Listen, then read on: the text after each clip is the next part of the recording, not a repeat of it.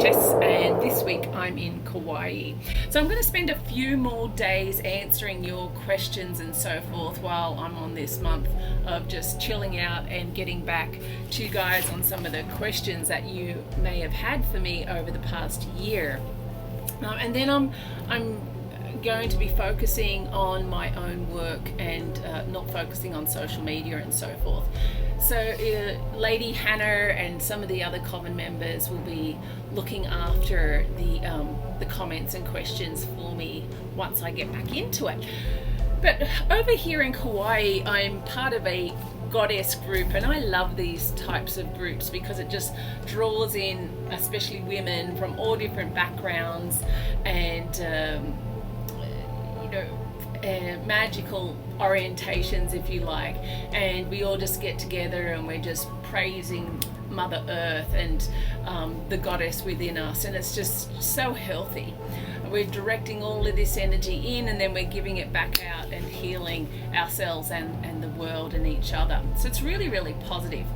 And some questions came up there about what I practice being, when people find out I'm a chaos witch and I'm from the left-hand path, I practice, ceremonial magic and hoodoo and all these things. It gets people really, really confused because, for example, with hoodoo, people say that you have to be black in order for the magic to work, and that's simply not true. I know there's a couple of YouTubers out there that have said the same thing, and I'm not going to mention this person because let them do what they want to do, but they're trying to really create their own little niche by slandering other people and saying that one form of magic specifically for that one person, one group if you like. And that's just not true, because if you really understand the origins of magic and where it's all coming from and what our history is and how people have moved over the decades and centuries, this energy, this magic and hoodoo and so forth came down from Europe into Africa, and where, the different villages and so forth have changed it and modified, and the Catholic influences then come down and had influence on it. It's a big topic, so I won't go into it right here, but it is heavily influenced by multiple cultures and traditions. And what is most important with hoodoo and so forth is the spiritual connection. That is really what it's about. So it doesn't matter if you're black or white, it's the spiritual connection, it's your ancestor connection that's really going to make a difference.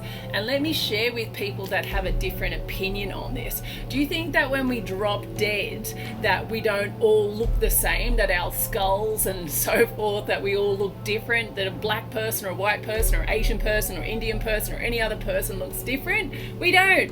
We're all white skulls. Now, I'm not saying that you should be a black skull if you're a black person. Boring conversations, and I'm not getting into American racism here. So, we all bleed.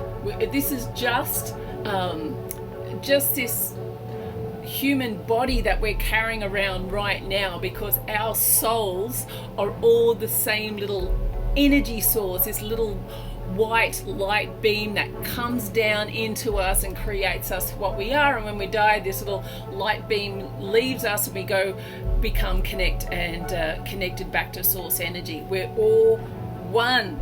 So stop all this bullshit racism crap I'm hearing about magic, because it just doesn't exist. There's no such thing as black or white or this or that and the other when it comes to magic. It's a spiritual ancestor connection with hoodoo, and pretty much it's your own connection to whatever source energy, whether it's a demon, an angel, a saint, a this or that or the other. And most importantly, it's your connection to your ancestors. So remember, when you're in your groups or you're feeling down or that you're not significant enough in your magic because of your orientation or your sex or your skin color, it does not matter. Okay, so I hope that's answered the question on on race and color when it comes to magical practices, because it just doesn't matter. Okay, bye for now.